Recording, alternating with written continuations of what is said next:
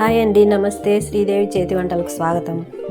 ఇవాల్టి రెసిపీ వచ్చేసి చుక్క కూరతో ఒక పచ్చడి రెసిపీని చేసి చూపిస్తున్నానండి లంచ్ కోసము. ఇప్పుడు అది ఎలా తయారు చేసుకోవాలో చూద్దాం రండి. ముందుగా ఇలాంటి వెడల్పాటిది ఒకటి బాండి పెట్టుకున్నాను. స్టవ్ వెలిగించి పెట్టుకున్నాను. అందులో ఒక 3 టేబుల్ స్పూన్లమైన తెల్ల నువ్వులు వేసుకుంటున్నాను. ఈ నువ్వుల్ని బాగా దోరగా వేయించుకుందాము. మంటని మీడియంలో పెట్టుకొని నువ్వుల్ని దోరగా వేయించుకోవాలి. చూడండి, ఈ విధంగా చిటపట అనేంత వరకు వేయించుకోవాలి. ఇప్పుడు ఇవి ఒక ప్లేట్లోకి తీసుకుందాము.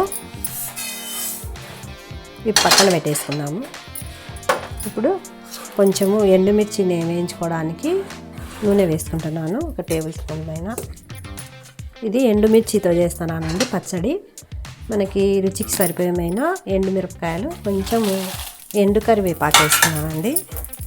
మంటను సిమ్లో పెట్టుకున్నాను, మిరపకాయలు మాడిపోకుండా.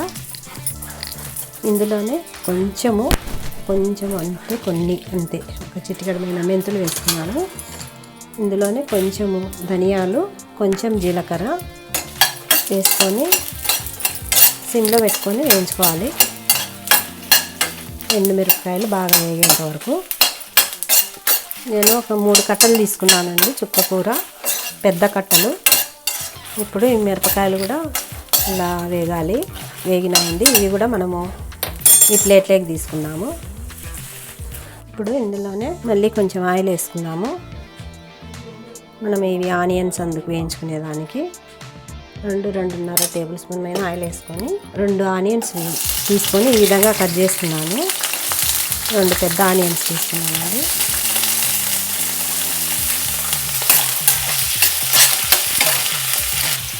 ఈ ఆనియన్స్ కొంచెం ట్రాన్స్పరెంట్గా అయ్యేంత వరకు వేయించుకున్నాము.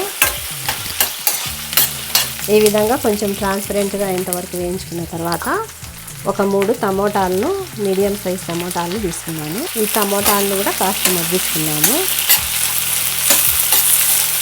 చూడండి, టమోటాలు కూడా కాస్త ఈ విధంగా మగ్గుతానే నేను ఒక 3 కట్టలు చుక్క కూరను కడిగి పెట్టుకొని నీట్గా కడిగినాక కట్ చేసి పెట్టుకున్నాను సన్నగా. 3 కట్టలు, పెద్ద కట్టలు అండి. చిన్నవి 6 కట్టల పైన ఉంటుంది. ఇది కాస్త మగ్గగానే అడుక్కంత అయిపోతుంది. ఇప్పుడు ఫస్ట్ ఎత్తుగా ఉన్నట్టు ఉంటుంది. ఇప్పుడు మూత పెట్టుకున్నాము. కొంచెం సేపటికి మగ్గుతుంది, తగ్గిపోతుంది. మళ్ళీ మంటను తగ్గించి పెట్టుకోండి బాగా. ఒక 5 నిమిషాల తర్వాత మళ్ళీ చూపిస్తాను. ఇప్పుడు మనము ఇది కలుపుకుంటూ ఉండాలి. కొంచెము మనము మగ్గగానే తగ్గిపోతుంది కదా, దాన్ని కలుపుకోవాలి బాగా.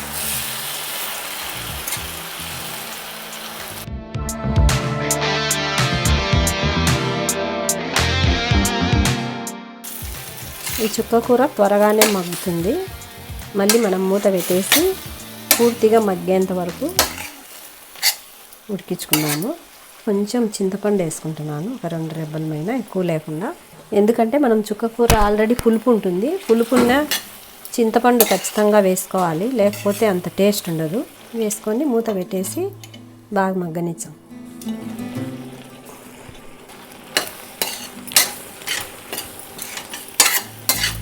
చూడండి, మెత్తగా ఉడికిపోయింది.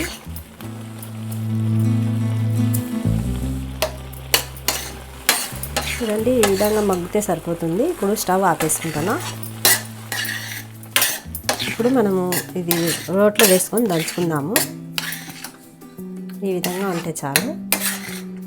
ఇందులో ఇప్పుడు కొంచెం పసుపు వేసుకుందాము. అలాగే కొంచెం ఉప్పు కూడా టేస్ట్కి సరిపోయిన ఉప్పు వేసుకుందాము. ఇప్పుడు మనం ఇది రోట్లో వేసుకొని దంచుకుందాము. రోలు నీట్గా తుడిచి పెట్టుకున్నాను. ఇది రోట్లో వేసుకొని బాగా మెత్తగా దంచుకోవాలి.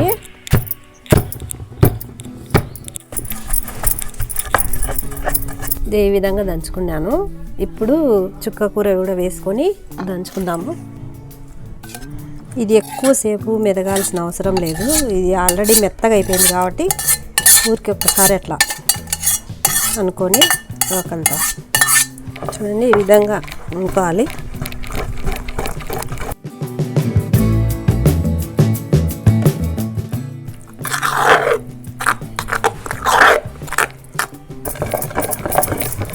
చూడండి, చుక్కకూర పచ్చడి రెడీ అయింది. వేడి వేడి అన్నంలో ఈ చుక్కకూర పచ్చడి కాస్త నెయ్యి వేసుకొని తింటే చాలా బాగుంటుందండి. టేస్ట్ చాలా బాగా వచ్చింది, బాగా పుల్ల పుల్లగా చాలా బాగుందండి. మీకు కూడా ఈ వీడియో నచ్చినట్లయితే లైక్ చేసి షేర్ చేయండి, సబ్స్క్రైబ్ చేసుకోండి మీరు మా ఛానల్ని. ఇలాంటి మంచి మంచి రెసిపీస్తో మళ్ళీ కలుద్దామండి. బాయ్ అండి.